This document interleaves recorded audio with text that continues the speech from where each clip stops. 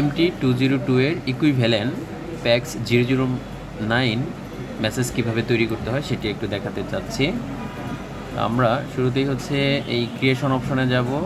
Creation অপশনে যাওয়ার পর এখানে MX মেসেজ টেমপ্লেট, এই MX মেসেজ টেমপ্লেট থেকে আমরা কাজটা করতে পারি। অর্থাৎ MX মেসেজ টেমপ্লেট মানে হচ্ছে পূর্বে তৈরি করা টেমপ্লেটগুলো এখানে সেভ করে রাখা আছে, সেই জায়গা থেকে কাজ করা যায়। অথবা MX মেসেজ নিউ এই অপশন থেকে কাজ করা যায়। আমরা একটা নতুন মেসেজ কীভাবে তৈরি করতে হয় সেটাই একটু দেখতে চাচ্ছি। তো এই অপশনে যাব। এবার হচ্ছে packs 009 financial institution credit transfer, এই অপশনটাতে আমরা ক্লিক করব। এমটিতে সাধারণত আমরা দুইটা সেকশন নিয়ে কাজ করি, হেডার সেকশন আর বডি সেকশন। আর MX-এর ক্ষেত্রে পার্থক্য হচ্ছে এখানে নতুন করে আরও একটা সেকশন যোগ হয়েছে, সেটা হচ্ছে অ্যাপ্লিকেশন হেডার। তো শুরুতেই হচ্ছে হেডার সেকশনের দিকে আমরা যদি একটু খেয়াল করি, এখানে বেশ কিছু ফিল্ড অটোমেটিক্যালি ফিল আপ থাকবে, যেগুলো হচ্ছে বিল্ডিং, না থাকলে সেগুলো দিতে হয়। নর্মালি বিল্ডিং থাকে। আমরা যে অংশ নিয়ে কাজ করব সেই অংশ নিয়ে কথা বলতে চাচ্ছি। শুরুতেই হচ্ছে রিকোয়েস্টেড ডিএন। রিকোয়েস্টেড ডিএন হচ্ছে যেই প্রতিষ্ঠান মূলত এই পেমেন্ট ইনস্ট্রাকশনটা তৈরি করতে চাচ্ছে সেই প্রতিষ্ঠানের বিগ কোড, এবং এই বিগ কোডটা লেখার একটা ফরম্যাট আছে, সেই ফরম্যাটটা আমি দেখাচ্ছি। শুরুতেই হচ্ছে OU দিয়ে মেসেজটা লিখতে হয়। আমরা জানি বিগ কোড সাধারণত 11 ডিজিটের হয়ে থাকে। এর মধ্যে 8 ডিজিট হচ্ছে হেড অফিসের বিগ কোড, বাকি 3 ডিজিট হচ্ছে ব্রাঞ্চের বিগ কোড। তো এই MX-এর মধ্যে শুরুতেই হচ্ছে ব্রাঞ্চের বিগ কোডটা দিতে হয়। OU দিয়ে JBD, এটা হচ্ছে ব্রাঞ্চ বিগ কোড, কমা ও দিয়ে এখানে আমার অলরেডি রিকমেন্ড করতেছে। হ্যাঁ, এখানে যেভাবে রিকমেন্ড করতেছে এভাবেই মূলত লিখতে হয়। তো এই হচ্ছে আমরা রিকোয়েস্টেড ডিএন আমরা দিয়ে দিলাম। এরপর হচ্ছে রেসপন্ডার ডিএন। রেসপন্ডার ডিএনটা কি? রেসপন্ডার ডিএনটা হচ্ছে যিনি এই আমরা হচ্ছে এখানে হচ্ছে রিসিভারকে বোঝাচ্ছে, হ্যাঁ, পিং ব্যাংকে বোঝাচ্ছে যে আমি যে পেমেন্ট ইনস্ট্রাকশনটা দিচ্ছি এই পেমেন্টটা আমি কার মাধ্যমে এক্সিকিউট করব। অর্থাৎ আমার ব্যাংকের কোনো একটা নষ্ট অ্যাকাউন্টের মাধ্যমে আমাকে পে করতে হয়।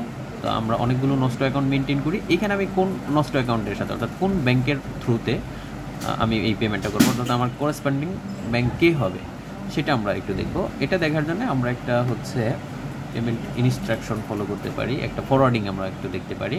যে এখানে একটা ফরওয়ার্ডিং দেখা যাচ্ছে, যে ফরওয়ার্ডিংটা পাঠাইছে হচ্ছে ইন্ডাস্ট্রিয়াল ব্যাংক অফ কোরিয়া, অর্থাৎ কোরিয়ান একটা ব্যাংক পেমেন্টের জন্য একটা ফরওয়ার্ডিং পাঠাইছে। আমরা এই ফরওয়ার্ডিংকে ফলো করে এই ইনস্ট্রাকশনটা আমরা একটু তৈরি করব। তো এখানে দেখা যাচ্ছে যে কুরিয়ার একটা ব্যাংক, তাহলে কুরিয়ায় যদি আমি পেমেন্ট পাঠাই, আমি অবশ্যই এখানে অনেকগুলো ব্যাংকেরই হেল্প নিতে পারি। আমি সাধারণত সিটি ব্যাংকের মাধ্যমে পাঠাতে চাচ্ছি। হ্যাঁ, তো সিটি ব্যাংক এনের সাথে আমাদের নষ্ট অ্যাকাউন্ট আছে, আমি সিটি ব্যাংক এনের সাথে পাঠাতে চাচ্ছি। তাহলে সিটি ব্যাংক এনের সাথে যদি আমি পাঠাই, সিমিলারলি এটাও এভাবেই লিখতে হবে। শুরুতে হচ্ছে ব্রাঞ্চ বিগ কোড, যেহেতু হেড অফিসের মাধ্যমে পাঠাবো ব্রাঞ্চ বিগ কোড নেই। এরপরে হচ্ছে সিটি US 332।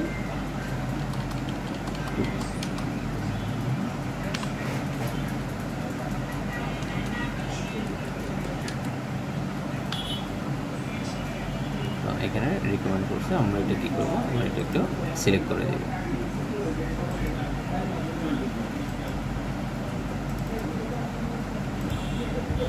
তো এই হচ্ছে সিটি ব্যাংক এনে, তার মানে আমাদের হেডার সেকশনের কাজ শেষ। এবার আমরা একটু অ্যাপ্লিকেশন হেডারে যাব। যে অ্যাপ্লিকেশন হেডারে গিয়ে শুরুতেই যেটা, সেটা হচ্ছে ফিনান্সিয়াল ইনস্টিটিউশন আইডেন্টিফিকেশন। তো এটার এখানে যে বিগ কোডটা হবে, অর্থাৎ এখানে হবে সেন্ডার ব্যাংকের বিগ কোড, সেন্ডার ব্যাংকের বিগ কোড হবে। একটা জিনিস বলতে ভুলে গেছি, হেডার সেকশনে আমরা যে রিকোয়েস্টর এবং রেসপন্ডার যে বিষয়গুলো আমরা এখানে ইনপুট দিলাম, এগুলো হচ্ছে লোয়ার কেসে দিতে হয়। হ্যাঁ, আপার কেসে দিলে হবে না, এগুলো লোয়ার কেসে দিতে হবে। এটাই হচ্ছে এদের MX-এর নিয়ম। তো এই জায়গাতে বিগ কোডটা হবে সেন্ডার ব্যাংকের বিগ কোড, JAMBBAS। তো এরপরে হচ্ছে ফিনান্সিয়াল ইনস্টিটিউশন আইডেন্টিফিকেশন, অর্থাৎ এখানে হবে রিসিভার ব্যাংকের বিগ কোড। আমি যেহেতু সিটি ব্যাংকের মাধ্যমে পাঠাচ্ছি, আমি এখানে সিটি ব্যাংকের বিগ কোডটা দিব। বিজনেস মেসেজ আইডেন্টিফিকেশন, এখানে হবে মূলত LC নাম্বারটা, যেই LC-র পেমেন্ট আমি করতে চাচ্ছি সেটা আমি আবার একটু ফরওয়ার্ডিংটা দেখে আসি। ফরওয়ার্ডিংয়ে দেখা যাচ্ছে যে এখানে আমি এই 746 অর্থাৎ এই এলসি নাম্বারের পেমেন্ট আমি করতে চাই। আমি এই এলসি নাম্বারটা এখানে লিখে দেব। এরপর হচ্ছে message definition identifier. Message definition identifier এটা হচ্ছে মূলত যেই স্ট্যান্ডার্ড ব্যবহার করে আমি মেসেজটা পাঠাচ্ছি, আমি প্যাক্স ব্যবহার করে মেসেজটা পাঠাচ্ছি। তাহলে প্যাক্স 009.001.08 এটা হচ্ছে প্যাক্স 9-এর একটা ভার্সন। হ্যাঁ, এই ভার্সনটা এখানে দিয়ে দিতে হবে। আর এখানে এই ক্রস বর্ডার পেমেন্ট প্লাস 0.02 এটা একটু সিলেক্ট করে দিতে হবে। আর এখানে ক্রিয়েশন টাইম অলরেডি তৈরি হয়ে গেছে। তো এই হচ্ছে অ্যাপ্লিকেশন হেডার সেকশনের কাজ, এখানে আর কোনো কাজ নেই। এবার আমরা যাব বডি সেকশনে। আমি এলসি নাম্বারটা একটু কপি করে রাখি, এটা আমার কাজে লাগবে। বডি সেকশনে আসবো। বডি সেকশনের শুরুতেই হচ্ছে গ্রুপ হেডার। এই গ্রুপ হেডার অংশের কাজটা কি? গ্রুপ হেডার অংশের কাজ হচ্ছে এখানে শুরুতেই হচ্ছে মেসেজ আইডেন্টিফিকেশন। এই মেসেজ আইডেন্টিফিকেশনে আমাকে ওই এলসি নাম্বারটা দিতে হবে। এই যে আমি এলসি নাম্বারটা দিলাম। হ্যাঁ, এরপরে হচ্ছে ক্রিয়েশন টাইম, অর্থাৎ এগুলো নিয়ে মনে হয় না খুব একটা কিছু বলার আছে। ক্রিয়েশন টাইম হচ্ছে যেদিন আমি মেসেজটা ক্রিয়েট করতেছি, যেই সময়টা। এখানে হচ্ছে number of transaction. Number of transaction আসলে একটাই হবে। আর সেটেলমেন্ট মেথড হচ্ছে, এটা খুব ইম্পর্টেন্ট। সেটেলমেন্ট মেথড দুইটা আছে, একটা হচ্ছে ইনগা, ইনস্ট্রাক্টেড এজেন্ট, ইনস্ট্রাক্টিং এজেন্ট। আমরা সাধারণত ইনস্ট্রাক্টেড এজেন্ট অর্থাৎ আমরা আমাদের করেসপন্ডিং ব্যাংকের মাধ্যমে পে করি, সরাসরি আমরা নিজেরা পে করি না। যদি আমি নিজে পে করতাম তাহলে হয়তো ইনস্ট্রাক্টিং এজেন্ট। যেহেতু আমি কারো মাধ্যমে পে করছি তাহলে এটা হবে ইনস্ট্রাক্টেড এজেন্ট, INDA। হ্যাঁ, এটা হচ্ছে সেটেলমেন্ট মেথড। এরপরে আমরা যাব হচ্ছে ক্রেডিট ট্রান্সফার ইনফরমেশন। এই পার্টটাতে এই ক্রেডিট ট্রান্সফার ইনফরমেশন এই পার্টটাতে শুরুতেই হচ্ছে মেসেজ ইনস্ট্রাকশন আইডেন্টিফিকেশন। এটা হবে ওই সিমিলার এলসি নাম্বারটা আমরা কপি করে রাখছিলাম, আমরা একটু পেস্ট করে দিই এলসি নাম্বারটা। এরপর হবে ইন টু ইন্ড আইডেন্টিফিকেশন হচ্ছে মূলত ফরওয়ার্ডিংয়ে দেওয়া রেফারেন্স নাম্বার, যেটা আমাদের মাস্ট কোড করতে হয়। হ্যাঁ, এই যে এই রেফারেন্স নাম্বারটা মূলত ওই পজিশনে যায় বসবে। এটা হচ্ছে আমরা এই রেফারেন্স নাম্বারটা একটু লেখার চেষ্টা করি।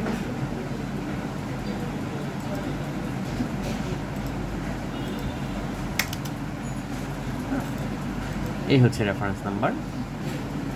এরপরে ইউইটিআর এটা অটোমেটিক্যালি জেনারেট হবে।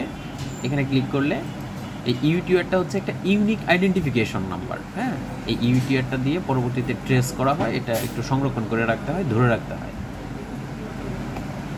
ইন্টারব্যাংক সেটেলমেন্ট অ্যামাউন্ট, এখানে হচ্ছে যে কী পরিমাণ পেমেন্ট আমরা পাঠাইতে চাচ্ছি।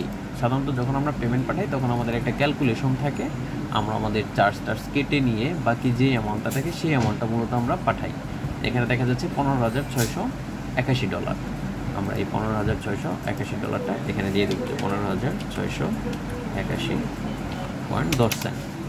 এটা হচ্ছে কারেন্সি কোড, কোন কারেন্সিতে আমরা পেমেন্টটা করতে চাচ্ছি। ইউএসডি, আমরা ইউএসডিতে পেমেন্ট করবো। ইন্টারব্যাংক সেটেলমেন্ট এটা হচ্ছে মূলত ভ্যালু ডেট, যে কত তারিখে পেমেন্টটা হবে। আমি এখানে দিলাম হচ্ছে 28 তারিখে পেমেন্টটা হতে যাচ্ছে। ইন্টারব্যাংক সেটেলমেন্ট এমন। এরপরে আমরা যাব হচ্ছে এই অংশগুলোতে আমাদের এই ফরওয়ার্ডিং অনুযায়ী কোনো কাজ নেই। ফরওয়ার্ডিং অনুযায়ী আমাদের ইন্টারমিডিয়ারি এজেন্ট বলতে কিছু নাই, অর্থাৎ ইন্টারমিডিয়ারি এজেন্টে আমাদের এই মুহূর্তে কোনো কাজ নাই। এরপরে হচ্ছে ইনস্ট্রাক্টিং এজেন্ট হচ্ছে মূলত সেন্ডার, যিনি হচ্ছে মূলত মেসেজটা অর্থাৎ ইনস্ট্রাকশনটা তৈরি করতেছেন, সেই ব্যাংকের বা ব্রাঞ্চের বিজ্ঞপ্তিটা হবে। ইনস্ট্রাক্টেড এজেন্ট এটা হবে রিসিভার ব্যাংক বা করেসপন্ডিং ব্যাংক, যার মাধ্যমে আরও সহজভাবে বলে পেইং ব্যাংক। এরপরে আমরা চলে যাব ইন্টারমিডিয়ারি এজেন্ট। আগেই বললাম যে ফরওয়ার্ডিং অনুযায়ী আমাদের এইখানে কোনো ইন্টারমিডিয়ারি এজেন্ট নাই, সো এই ফরওয়ার্ডিং অনুযায়ী আমাদের ইন্টারমিডিয়ারি ব্যাংক থাকবে না। এবার আসবো আমরা debtor section. Debtor financial institution identification. Debtor মূলত হচ্ছে যিনি সেন্ডার তিনিই হচ্ছেন ডেপ্টর, যার নষ্ট অ্যাকাউন্ট থেকে মূলত ডেবিট হবে, টাকাটা ডেবিট হবে, তিনি হচ্ছেন ডেপ্টর। এখানে ডেপ্টর অ্যাকাউন্ট মানে যেই নষ্ট অ্যাকাউন্ট থেকে মূলত ওই টাকাটা বা ডলারটা ডেবিট হবে, সেই অ্যাকাউন্টটা আমরা চাইলে এখানে দিয়ে দিতে পারি আদার্স দিয়ে, অথবা এটা না দিলেও কোনো সমস্যা নাই, কারণ আমাদের নষ্ট অ্যাকাউন্টটা ইউনিক অ্যাকাউন্ট, এটা অটোমেটিক্যালি ধরে নেবে। সো এখানে আমার এটার প্রয়োজন নাই। এখানে ডেপ্টর এজেন্ট, এখানে ডেপ্টর এজেন্ট মানে হচ্ছে ওই যে ওই রিসিভিং ব্যাংক, পেইং ব্যাংক যেটা আমি সিটি ব্যাংকের মাধ্যমে পে করছি, সো এখানে ডেপ্টর এজেন্ট হবে city bank. Debtor agent account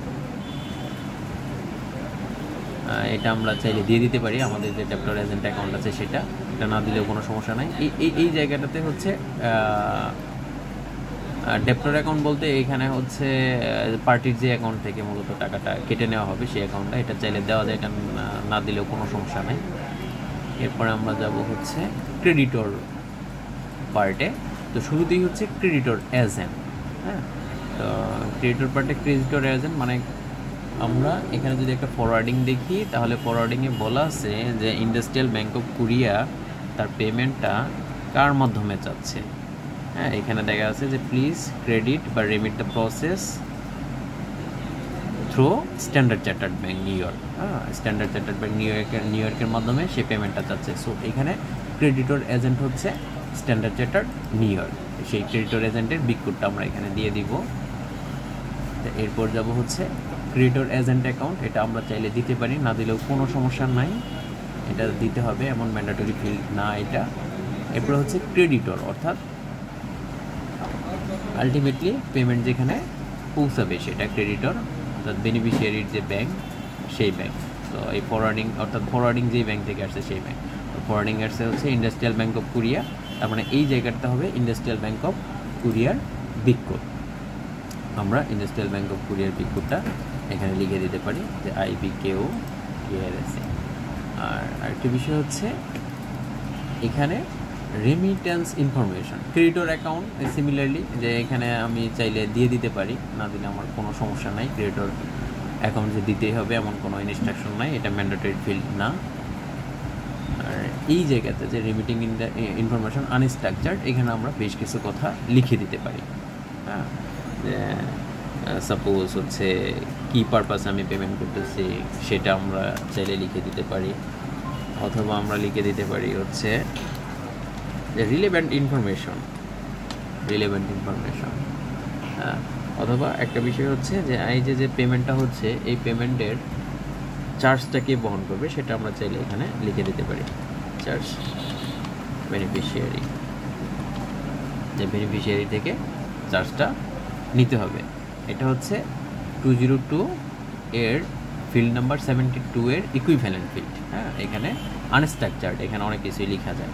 তো এই হচ্ছে মূলত একটা প্যাক্স 009 ফরম্যাট। এবার আমরা যদি এটাকে প্রিন্ট ফরম্যাটে নিয়ে যাই, তাহলে যেই বিষয়টা আমরা দেখতে পাবো সেটা হচ্ছে এই হচ্ছে প্রিন্ট ফরম্যাট। তো এরকম একটা ফরম্যাট আমাদের চলে আসবে।